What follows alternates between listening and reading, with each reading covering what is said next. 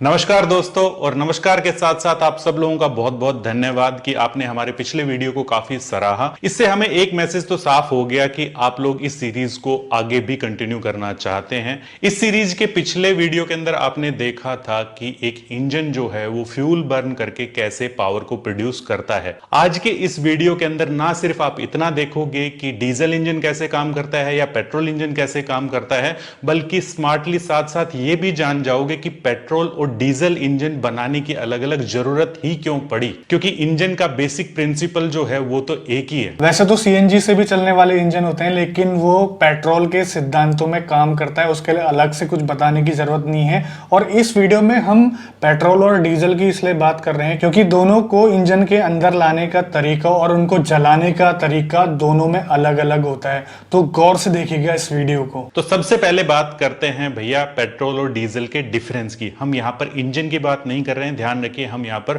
Fuel की बात कर रहे हैं। दोनों फ्यूल जो है वो अलग अलग होते हैं, इनकी प्रॉपर्टीज अलग अलग होती हैं, तो इनकी प्रॉपर्टीज को ध्यान में रखते हुए अलग अलग तरह के इंजन जो है वो डिजाइन किए जाते हैं। यहाँ पर आपको पता होगा कि पेट्रोल जो है वो बहुत ज्यादा ज्वलनशील होता है, एक हल्की सी चिंगारी भी एक तरह ब्लास्ट का काम करती है उसके अंदर। लेकिन आप डीजल को ले लो, अगर उसमें जानबूझ करके भी आग लगाओगे तो भी नहीं पकड़ेगी आग वो। वैसे कभी आपने करके देखा है, डीजल जला के देखा है क्या कभी आपने? तो चलिए अभी पेट्रोल की बात करते हैं। पेट्रोल बहुत ज्यादा वोलेटाइल होता है, ज्वलनशील होने के साथ साथ वोलेटाइल मतलब उसमें उड़ने वाली प्रॉपर्टी भी होती है। कभी आप उसको खुले में रख के देखना, थोड़ी देर में वो गायब हो जाएगा।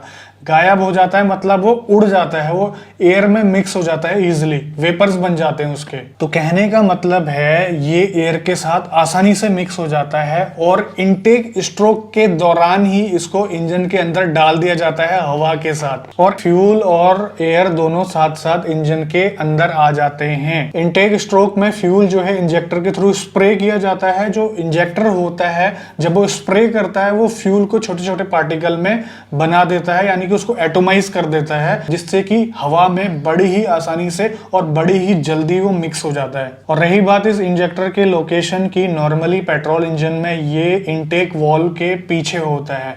अब बात करते हैं पेट्रोल इंजन में फ्यूल को जलाया कैसे जाता है। पेट्रोल इंजन के अंदर एक चिंगारी से फ्यूल को जलाया जाता है और वो चिंगारी उत्पन्न होती है आपके स्पार्क प्लग से, और स्पार्क प्लग इलेक्ट्रिसिटी के जरिए वो चिंगारी को पैदा करता है। और ध्यान रहे कि इंजन के 4 स्ट्रोक्स की बात जो है वो हमने पिछले वीडियो में कर ली थी, तो इसलिए बोला था कि पिछला वीडियो जो है वो थोड़ा सा ध्यान से देखना। अब भी नहीं देखा है तो जाकर के पहले उसको देख लो। तो चलिए अब बात करते हैं डीजल इंजन की। लेकिन भैया डीजल इंजन के अंदर कोई भी स्पार्क प्लग नहीं होता है, तो चलिए जानते हैं कि डीजल को यहां पर जलाया कैसे जाता है। फिर दोस्तों, जैसा कि हमने आपको पहले भी बताया था कि डीजल के अंदर इतना इजीली आग नहीं लगती है भैया, चाहे आप उसको माचिस से जला करके भी देख लो। लेकिन यहां पर डीजल की एक बड़ी जबरदस्त प्रॉपर्टी है। डीजल का अगर टेम्परेचर बढ़ जाता है तो अपने आप आग पकड़ लेता है, लेकिन उसका जो टेम्परेचर है होना चाहिए 210 डिग्री से लेकर के 220 डिग्री सेल्सियस तक। हालांकि फिर भी ये पेट्रोल से तो काफी कम है। पेट्रोल का होता है 250 डिग्री सेल्सियस से लेकर के 290 डिग्री सेल्सियस तक। तो यहां पर टेम्परेचर इंक्रीज होने पर डीजल को किसी भी चिंगारे की भी जरूरत नहीं पड़ती है। इंजन के अंदर डीजल को जलाने का एक तरीका यह है कि कंप्रेशन स्ट्रोक के दौरान हवा का दबाव बहुत ज्यादा बढ़ा दिया जाता है, जिससे कि टेम्परेचर वहां पर बढ़ जाता है, और यह टेम्परेचर बढ़ करके 500 डिग्री सेल्सियस के आसपास हो जाता है। उसके बाद इंजेक्टर के द्वारा डीजल का सिलेंडर में छिड़काव किया जाता है और डीजल एकदम से आग पकड़ लेता है। तो भैया इस तरह डीजल से जो है वो पावर जनरेट होती है पावर स्ट्रोक के अंदर। तो हम लोग बात कर रहे थे हवा के दबाव की, और हमने आपको ये भी बताया कि डीजल इंजन के अंदर हवा के दबाव की ज्यादा जरूरत होती है, और साथ ही साथ डीजल इंजन इस चीज को करने में सक्षम भी होता है, यानी कि डीजल इंजन जो है ज्यादा प्रेशर क्रिएट करता है। नॉर्मली पेट्रोल इंजन के अंदर जो हवा का दबाव होता है वो 10:1 रेशियो के हिसाब से रखा जाता है, जिसको आप कंप्रेशन रेशियो भी बोलते हैं। 10:1 रेशियो का मतलब ये है कि जो इंजन के अंदर एयर और पेट्रोल का जो मिक्सचर आया वो 10 भाग को दबा करके 1 भाग के अंदर कन्वर्ट किया जाता है। इतना ज्यादा कंप्रेस किया जाता है उसको। आमतौर पर डीजल इंजन का जो कंप्रेशन रेशियो होता है वो 16:1 रेशियो होता है। अब आप ही सोच लीजिए कि इन दोनों में से, यानी कि पेट्रोल इंजन में से और डीजल इंजन में से किस में ज्यादा प्रेशर क्रिएट होगा। और ये जो कंप्रेशन रेशियो है इंजन के डिजाइन के अकॉर्डिंग चेंज भी होते रहते हैं। कई पेट्रोल इंजन आपको ऐसे देखने को मिलेंगे जिसका जो कंप्रेशन रेशियो है वो 8:1 रेशियो का होता है या फिर 12:1 भी होता है। वैसे ही डीजल इंजन का कंप्रेशन रेशियो भी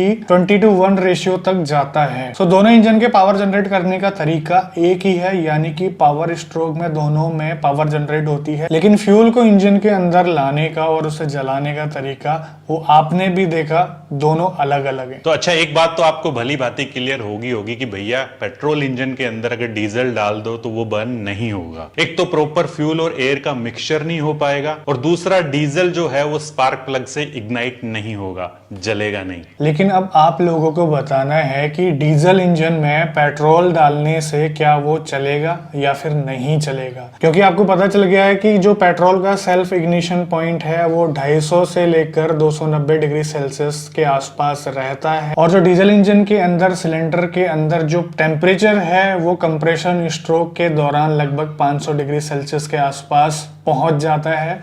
और कायदे से अगर देखा जाए तो पेट्रोल जलना चाहिए, और कमेंट में लिखकर जरूर बताना कि क्या होगा, जलेगा या नहीं जलेगा। ये भैया एक तरह से आप लोगों के लिए केस स्टडी है, ठीक है।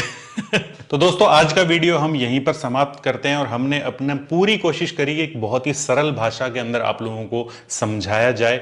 उम्मीद करते हैं कि आपको समझ में भी आया होगा। अगर समझ में आया तो नीचे प्लीज कमेंट्स करके जरूर बताइएगा।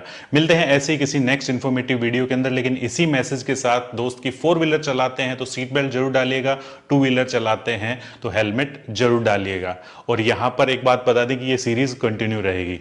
जय हिंद, जय भारत। भारत माता की जय।